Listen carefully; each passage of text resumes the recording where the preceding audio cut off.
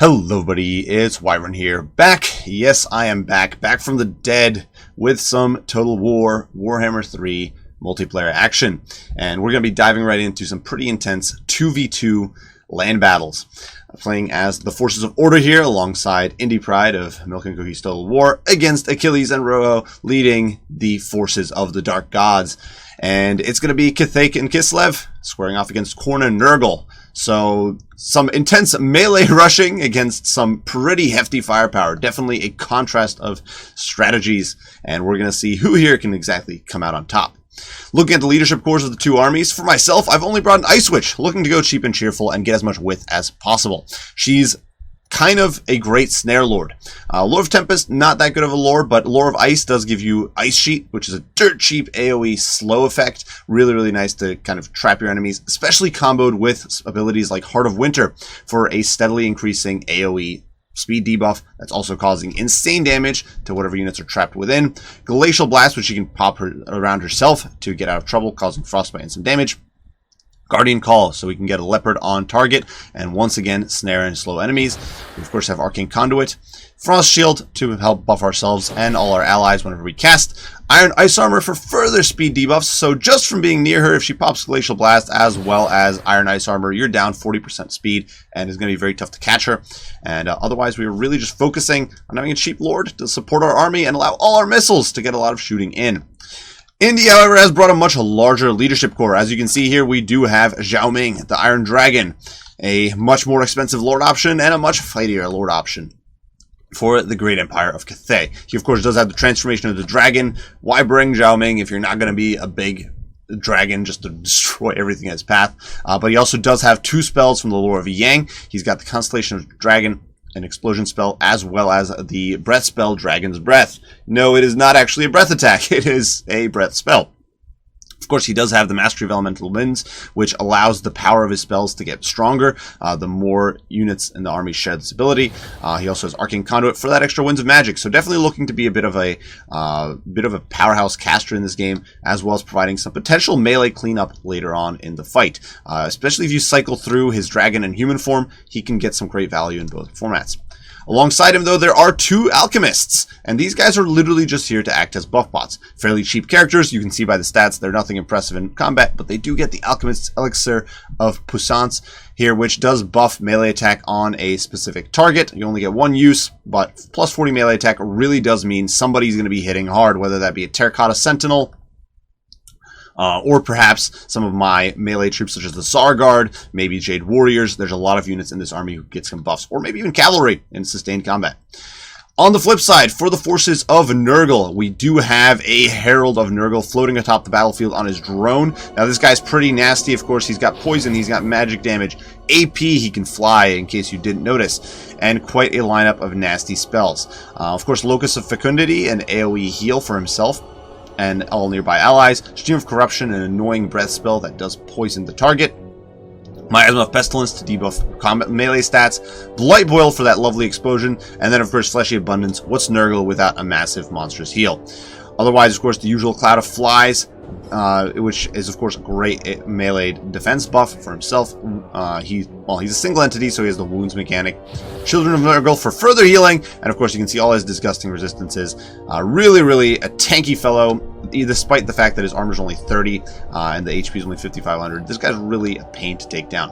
And alongside him, we're going to be seeing two Cultists of Nurgle trotting along on foot. Now these guys are not really the greatest combatants, but they do provide armor sundering, which synergizes really nicely with units like Plague Bearers, allowing them their non-AP damage to get through enemy armor. And more importantly, perhaps, he does have the Gates of Nurgle, which allows him to summon more Plague Bearers, disrupting backlines and just being a general nuisance. Otherwise, the usual sort of stuff you would expect from Nurgle. We do also have Warrior Bane debuffing weapon damage, minus 8%, not the greatest buff, but also fairly cheap. An Icon of Eternal Virulence, which as he remains in melee, he's able to consistently debuff nearby targets, speed, missile damage, weapon damage, all those traits quite heavily.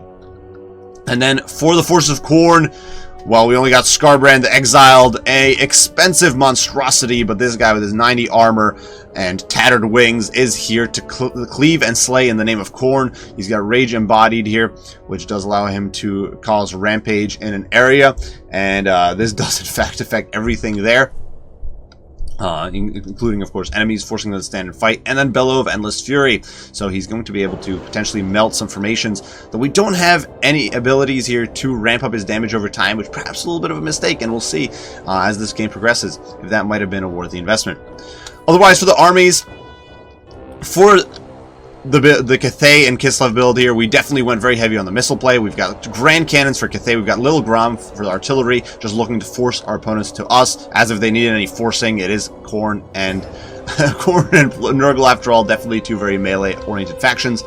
And then a fairly weak front line. There isn't too many troops here. We've got a handful of Jade Warriors. These guys do have pretty good stats, pretty good armor, but not the greatest leadership. Definitely not the greatest combat unit, but they are here to just provide some support and provide some frontline holding power. Zargard in there as well, one of the only true melee units Kislev can provide to the battlefield. These guys do have bonus versus infantry. They've got some decent armor, and they've got AP, of course, so they'll be able to really lay the smackdown on just about anything the two Chaos factions can bring in melee.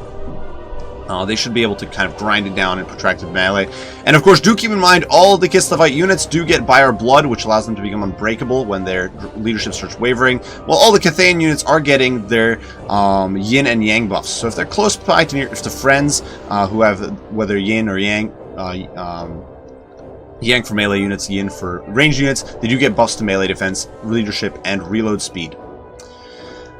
Otherwise, though, the missile line is definitely where the power here is at. We do have Streltsy providing some AP long-range firepower as well as some AP melee prowess of their own. These guys are really there to pick off more mobile targets if they're trying to juke and dodge. We've got Armored Cossars with great weapons providing some pistol pressure and further frontline holding power. A whole bunch of Cossars with spears in the backline. These guys definitely not the greatest fighters, but they can become unbreakable. They do have anti-large, so they will be able to drag some, especially lightly armored melee unit, large into like plague drones, or perhaps the dogs, the Fleshhounds of Khorne, into the muck if they get stuck in melee. As you can see, the Fleshhounds here getting committed in against the Grand Cannons and immediately causing them to buckle and rout. We were very much out of position there with our cavalry. Our Griffin Legion is last second flexing over to support here, as is the Ice Witch, but we're really just not quite able to pull it off. So these poor Grand Cannons are going to be goners before we can do much of anything. Some Jade Warrior crossbowmen are in there as well, providing some non-AP firepower, and of course 2 Terracotta Sentinels tower above the battlefield, providing their domineering presence and just insane sustainability. 100 armor. Against the faction with missiles, this might not be the greatest unit, but with 2 factions with very low missile pressure, they will be very, very beefy and very tough to deal with. For the Forces of Chaos, we do have a horde of Nurglings screening for the Plague Bearers behind them. Some Plague Drones over top, providing some backline harass. Though the backline harass is here, it's definitely concentrated in the Forces of Nurgle, where we've got Chaos Warhounds, Chaos Furies, as well as those Fleshhounds of Khorne diving into the backline and already compromising the Grand Cannons, earning their keep in seconds. And unfortunately, due to current, what I believe is a bug, you actually can't remount cannons for Cathay once they've been dismounted, so that is a problem, and that means these rounds have basically taken our cannons offline for good when they charge in here. My cavalry here definitely failing at its job and not saving the day. Now, Great Longmire Riders here out on the flanks are coming back in, also trying to save the cannons, but yeah, we were both a little out of position there, and Indy's cannons are gone, so well done to our opponents there. Really able to shut that down almost immediately. That is going to leave Little Grom as our sole source of long-range artillery, which actually means we don't have that much to contest the 2 Soul Grinders of Nurgle or the Skull Cannon, who are just peppering away at us from long range. Skull Cannon's already used up most of its ammo, but of course it can recharge that ammo in melee. For Khorne, we do have Skull Crushers as well as Blood Crushers of Khorne, so anti-infantry as well as anti-everything AP. A whole bunch of Chaos Warriors in the front, some Chaos Warriors with Halberd behind them, so some nasty AP anti-large, definitely a threat to the poor Terracotta Sentinels, though Skarbrand is probably the focus of that damage output. And then we've got even more Fleshhounds and Warhounds out on the flanks looking for their opportunity. Now, as you can see here, I'm pivoting backwards with my Cossars, looking to use them as a screening tool for the flanks, as well as just to provide some peppering fire. Here in the front line, the armored Cossars, as well as the Sarguard, push forward to engage, and the Plague Drones committed here kind of prematurely, getting caught out. Cossars, keep in mind, that bonus versus large, even with poison, they are going to tear you down. And here in the back, we are seeing the glorious Ice Guard peppering away with those magic bows. Frostbite as well as magic damage means they're just going to punch right through the physical resist on these demonic units, ignoring that minimal armor. Just get through it real easy. And yeah, the poor flies have not had a good day. In the meantime, Herald of Nurgle trying to get into support, getting shot away by the Streltsy. That is where that high, even though these guys are expensive at 850, that high projectile velocity is really counting for a lot of damage here, forcing the Herald of Nurgle back while the front line is being engaged. Chaos Warriors of Nurgle plowing into the Zargard, who's been softened up by missile pressure, as our opponents look to swarm all over the flank. Wing Lancers here do commit, but unfortunately their combat stats really are not up to snuff. This is just a battle they cannot win. So, while they might be fighting tooth and nail for the glory of Kislev, they are getting dragged down. These Blood Crushers are having none of it. And while they do look glorious there, especially with the blue plumage, they really are not able to hold up. You can see their faction effect coming into play there, making them unbreakable for a little bit. But these Skull Crushers are just falling back. This isn't a real retreat. They're just trying to bait us out, and doing so quite successfully, as you can see, as both the Griffin Legion and the Winged Lancers here do commit to a pursuit, looking to pursue and push these guys away from our missile line. In the meantime, Little Grom continues chunking away the Plague Bearer at the Soul Grinder of Nurgle there, doing quite a bit of damage over time, though he is now pivoting to engage on this flank where we're in danger of being overrun. Our Chaos opponents seeing the opening. Nurgle, of course, fairly mobile. Khorne, of course, being fairly mobile, able to get in here. We've got the Skull Cannon disrupting backlines. I've actually pulled some Cossars back here. I've summoned the Snow Leopard. The Ice Witch is diving into the fray, and we are looking to stop this push from going any further. Great Long Marauders and Winged Lancers, the last of our cavalry, committing to block up this flank, while in the meantime our missiles continue trying to dispatch Nurgle, and they are doing so quite successfully. Blightboil there kind of misses, and the masses of non-AP shooting are really putting a dent in the lightly armored forces of Nurgle. Over here I'm pulling Ice Guard with Glaives out on the flank. While they are certainly not a unit you want to put into melee first, I want to get some shots into the flanks of all of these Chaos troops, and the AP anti-large makes them one of the few units here who are actually decent against the Blood Crushers. One of the unfortunate realities right now. We do not have much anti-large stopping power. Wing Lancers absolutely cannot go toe-to-toe with these units. Honestly, most of these infantry Cossars with spears will not be able to do so either. Neither can Peasant Spears. So I'm thinking maybe the Ice Guards, while I'm going to waste an incredibly expensive missile unit, I can potentially plug up this gap and start doing some damage to this very expensive cavalry with their anti-large. And we are also dropping a Heart of Winter here, dragging these units down, doing some insane damage, and snaring them in place, making it impossible for them to flee. Keep in mind, Frostbite on the Glaives, plus that speed debuff, is doing some great work. While out on the flanks here, we are having our Winged Lancers and Griffin Legion die for the cause, but keeping the Blood Crushers and Fleshhounds out of the fight, which gives us a slightly better chance here, allows Indy to reposition his Longmas and look for a flank charge on the Khornate forces, who are now being terror-routed. That Sentinel proving its worth as it forces them away. Heart of Winter does go down here, or the Buyer of Blood here goes down on the Cossars, once again keeping them in the fray through thick and thin as the Gate of Nurgle here opens up, allowing a bunch of disgusting Nurglite filth to push through upon our Streltsy and our Cossars, who continue trying to push away the Herald and do so unsuccessfully. In the meantime here, Plague Bearers got caught by the Ice Witch, snared and focused fired by a hail of missile pressure. And the front line definitely being kind of held here by the Jade Warriors with their respectable stats, by the Sentinel. Lack of AP here among the forces of Nurgle means they can't do too much against the Zargard, even though they can waste our time very effectively. And we're holding here pretty well. You can see there the Dragon Breath helping melt away this front line a little bit. And we're holding pretty strong. We actually do cast an Ice Sheet here just to prevent this infantry that's breaking through our armored Cossars from pushing too quickly. And in the meantime, it's a slow and steady retreat. Jade Warrior Crossbowmen, Streltsy pulling back. That Buyer of Blood really keeping my missiles in the fight right now. They would probably all be routing at this stage, or most of them would be, but we are able to keep them in the fray for just a little longer. Unfortunately, back here, the courageous Terracotta Sentinel that has been holding up the Force of Khorne for so long is finally near collapse. Only 600 HP remains, and it's not going to be able to hold much longer from that ranged Nurgle pressure. We do see Zhao Ming diving in, trying to shut that missile pressure down, but it's going to be too little too late. Terracotta Sentinel's HP is far too low, and the Khornate warriors of chaos here just drag it down, sending it toppling into their own ranks, but they do not care from whence the blood flows. There probably isn't much blood out of that Terracotta Sentinel, so at least something. Over here, the breath from Scarbrand annihilates the unfortunate winged lancers, destroying them before I could really notice that they had been disrupted.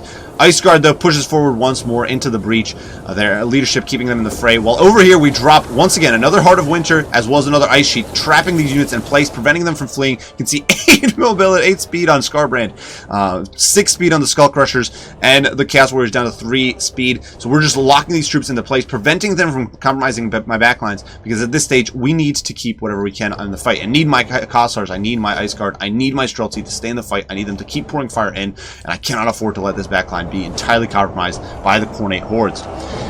Indy over here is doing a great job shutting down the backline. The Soul Grinder, which has just accrued so much value over the course of this game, down up to 51 kills and doing intense damage to that Terracotta Sentinel, is finally going down. While over here, the Cultist Nurgle pushes in once more, while this Soul Grinder does reposition, still being pursued by the Zargard with great weapons. This is not a fight they really want to be taking, but surrounding this guy, they should be able to just beat him down with their AP stats. They are going to be able to get in there and start doing some work. You can see that they do get a few chops in there before it is noticed, and we do see Rojo pulling away there with the Soul Grinder. So he does see the threat, does pull away, and the Zargard are not quite able to stay on top of him, but at least they're keeping him moving and preventing him from really shooting targets he wants to. We continue nuking, you can see there the explosion effect from the Lore of Yang coming in and destroying some of these Chaos Warriors, routing some of the Skull Crushers off the field, just trying to keep these units pressured and away from the back line. Jade Warriors laying down their lives for the cause. One in the back, a massive large, is being rampaged by Scarbrand, who's really looking to beat the crap out of Zhao Ming. Zhao Ming had to turn back into human form to cast those spells, and that has left him very vulnerable to the greater demon of Khorne here. And Scarbrand, though, fortunately, kind of getting interdicted here by the Longma Riders. They will probably die for their transgression here. This is a fight they cannot win, but they have bought their Lord and Liege an opportunity to escape, potentially get back into dragon form and flee. Not entirely sure what's going on with the Great Longmas here. They have been rampaged, but they're not going into melee. I don't entirely know why, but okay, I suppose. Cultists of Nurgle here pushing in to help as well. These Longmas not long for this world. Get it? Longmas long for the world? Comedy. But they are going to be goners pretty soon. Well, over here, the Ice Witch continues pursuing the Skull Cannon. My Leopard has long expired, and she's not able to stop him from shattering these Cossars. But she may be able to save Little Grom, and if I can get Little Grom back online, he does still have 9 rounds. And if we put those 9 rounds in some high-value targets, whether they be the Herald of Nurgle, or the Soul Grinder, or Scarbrand, that will definitely help our chances. Balance of power does hinge mildly in favor of the forces of order, but with Scarbrand's devastating martial prowess, as well as the Soul Grinder still in the fight, and potentially still getting heals from the Herald of Nurgle, this is definitely shaky ground we're on, and we really cannot afford to allow our missiles at this point to be completely compromised. Over here you can see I'm going to be sacrificing Indy's unfortunate Jade Warrior crossbowmen, letting those well-armored but poorly statted crossbows eat the charge here from the Nurglings and the Chaos Warriors, blocking them off, allowing my Streltsy to get out of the fight, because I want to keep those guns online. Right now, that AP firepower could be absolutely crucial in dispatching the Soul Grinders and Scarbrand, who's still running around on some very, very high health. I cannot afford to have nothing to counter him, because he will probably outduel Zhao Ming and the Terracotta Sentinel given the chance. Dragon's Breath does go down over there, melting the Chaos Warriors. Of course, you do get some breath attacks there in dragon form as well. But he is able to melt that unfortunate face off, and yeah, those Chaos Warriors finally do rout. That's going to leave the Nurglings, and the Nurglings can be dispatched in melee. They don't have the best combat stats, and slowly but surely we have kind of cleaved away at the melee infantry line of our foes. Over here, Fleshhounds are dealing with the Ice Guard. Not entirely sure how this fight would go when both units are just so crippled, but with Scarbrand coming in, it is not a fight where there's any doubt as to its outcome. Ice Guard gets shattered here, Fleshhounds munching on their flesh, and they are being forced to run away, run to the hills, as these remaining Fleshhounds do pull back. Definitely one of the things when you're facing off against Nemons is you cannot count on crumbling to finish certain units off. In the case of, for example, Vampire Counts, once you get a unit like Direwolves into the crumbling stance, or zombies into the crumbling stance, they will often crumble away given the time, because their leadership is just so low. But Fleshhounds of Nurgle actually, for example, have a hefty leadership of 60. So they're going to stick around to very close to the bitter end. And it is very difficult to actually remove them from play. And you can see here, they're actually just sticking around on 9 models.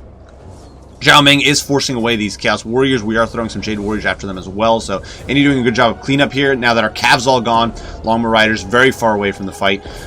Is definitely coming down to a handful of single entities and the missile pressure being used to rout off and shatter these remaining melee troops. We do have the cultist here running for the hills. A pox-ridden old man being karate chopped by the Terracotta Sentinel with some crazy kicks and swings of that pole arm. I don't know if it's supposed to be a glaive. It looks, either way, it is forcing this poor guy back, so he's broken. While over here, we do have Jade Warriors actually routed. Not entirely sure from what. Just didn't feel they were up to the task of pursuing these Chaos Warriors, and that will probably allow them to return. Handguns, those Streltsy unloading on the Herald of Nurgle, but exposing themselves to a filthy breath attack there. Melting away quite a bit of their HP. But fortunately, 70 armor, respectable, allows them to stick around. While over here, the Fleshhounds sacrifice their lives for the Chaos Gods and are dragged down. The Ice Witch here did actually pop her AoE slow.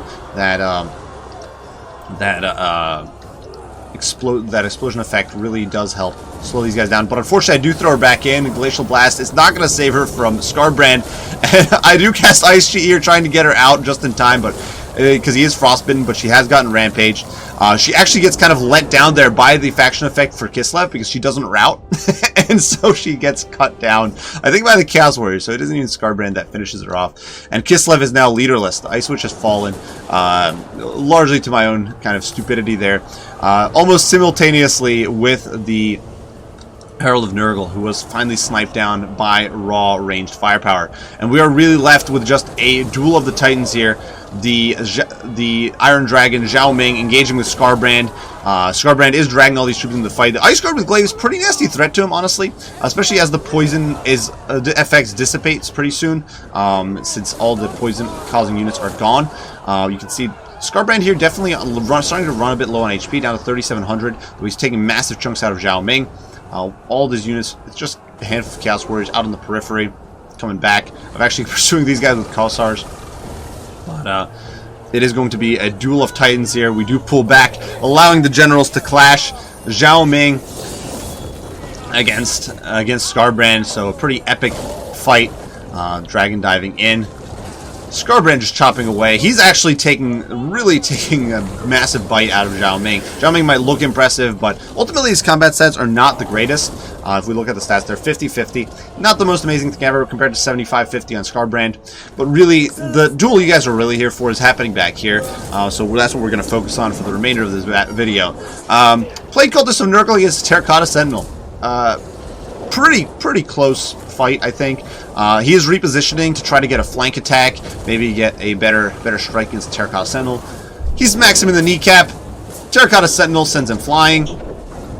Pretty intense, pretty close fight. I don't know who will win. It's really a mystery for the ages. Who knows? We're definitely going to see. As in the background, Scarbrand duels against Zhao Ming. Definitely a pretty fun fun contrast of duels, two epic monstrosities. But Scarbrand is finally going to start falling apart soon. Even with no missile pressure or anything raining in on him, he is going to start crumbling pretty soon. And that will be that, though. Certainly not before leaving a massive dent in Zhao Ming. Zhao Ming, as you can see, definitely doing his best. Scarbrand finally is crumbling here. But if we would see the damage, the HP left on Zhao Ming, it's very low. Scarbrand down to 300 or so HP, and he does explode there, ending the battle in favor of the Forces of Order. So pretty drawn out, intense battle, definitely helped along by the fact that all these factions involved, except Cathay, basically are unbreakable. One thing I'm not entirely sure, I don't know how, that is one thing I'm kind of curious about how that's going to make, at least gameplay initially before we get all the Warhammer 2 factions in. Most of the Warhammer 3 factions border on unbreakable. Out of the base game's factions, only Cathay really has leadership that matters. There are, of course, a handful of units on each demonic roster that are actually Chaos Warriors. But Chaos Warriors have pretty good leadership. Plus, in most cases, they're getting, for example, in Khorne's case, they're getting Frenzy, so immunity psychology from that. In Nurgle's case, it's Forsaken. In Tzeentch's case, it's Forsaken as well. Both of those have Frenzy. In the case of Slanesh, their Marauders get immune to psychology. So really, every human unit or every living unit gets some insane leadership buffs just to keep them in the fight for a very long time, even if they're, and plus they're already very elite. In the case of Kislev, you just get unbreakable once you're low on leadership. So it really does make these fights very protracted slogs. It really makes for units that will fight to the bitter end. Crumbling, which is already kind of a mechanic that doesn't matter a lot of the time, matters even less for demonic units because their leadership tends to be so high. So definitely something that makes these fights last a long while, and means you really have to kill your opponent till they're dead. So looking over the scores here, some of the missile units got massive value. Now we can actually see the Ice Witch here with that Heart of Winter really did some work. 2,400 damage, 1,700 for Little Grom, showing just how much potency he can have if you just let him shoot and chunk away for the entire game. He was able to get some good value against those Nurglite Soul Grinders, though they themselves were able to just keep firing, so not sure he's the best for counter battery. Maybe more should have been used for chipping away at the cavalry and softening up before the main fight. Not entirely sure there. The Ice Guard with Glaives, the ones that actually got the shoot all game, got some massive value too.